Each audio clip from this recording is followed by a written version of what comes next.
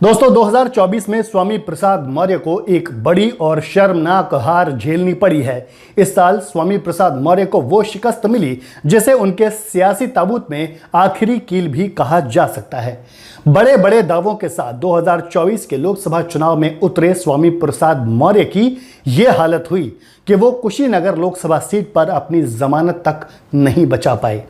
जमानत बचाने के लिए स्वामी प्रसाद को कुल पड़े वोटों में से कम 1/6 वोट हासिल करने थे, लेकिन वो कुल पड़े वोटों का छठा हिस्सा भी नहीं ले पाए और अपनी जमानत राशि गंवा बैठे। कुशीनगर में चौथे नंबर पर रहने वाले बड़बोले स्वामी प्रसाद मौर्य केवल 36,575 वोट हासिल कर पाए, जबकि जीतने वाले बीजेपी उम्मीदवार विजय कुमार दुबे ने उनसे 4,80,000 वोट ज्यादा हासिल किए। कुशीनगर में स्वामी प्रसाद मौर्य से आगे दूसरे नंबर पर सपा के पिंटू सेंथवार और तीसरे नंबर पर बीएसपी के शुभ नारायण चौहान रहे। स्वामी प्रसाद मौर्य का यह हाल तब हुआ जब उनके प्रचार में आजाद समाज पार्टी के अध्यक्ष चंद्रशेखर, अपना दल कमेरावादी की पल्लवी पटेल, AIMIM के अध्यक्ष असदुद्दीन ओवैसी और पीस पार्टी के अध्यक्ष डॉक्टर अयूब जैसे नेता भी उतरे थे।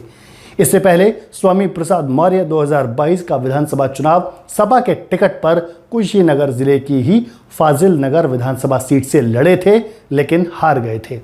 हार के बाद अखिलेश यादव ने उन्हें MLC बनाया था, लेकिन उन्होंने एहसान फरामोशी करते हुए लोकसभा चुनाव का बिगुल बजते ही अखिलेश का साथ छोड़ दिया।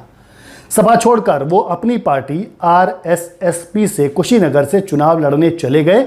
स्वामी ने चुनाव प्रचार के दौरान बीजेपी उम्मीदवार को तो कोसा ही, उन्हें MLC बनाने वाली सपा के उम्मीदवार के खिलाफ भी खूब उल्टी सीधी बयानबाजी की।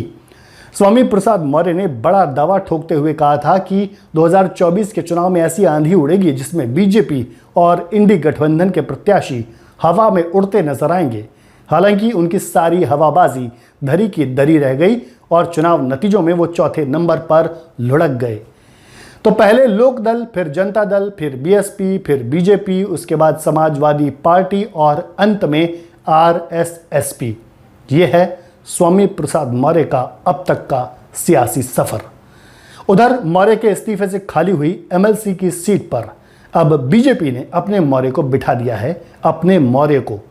उत्तर प्रदेश में विधान परिषद उपचुनाव में भारतीय जनता पार्टी के उम्मीदवार बहोरन लाल मौर्य निर्विरोध चुने गए।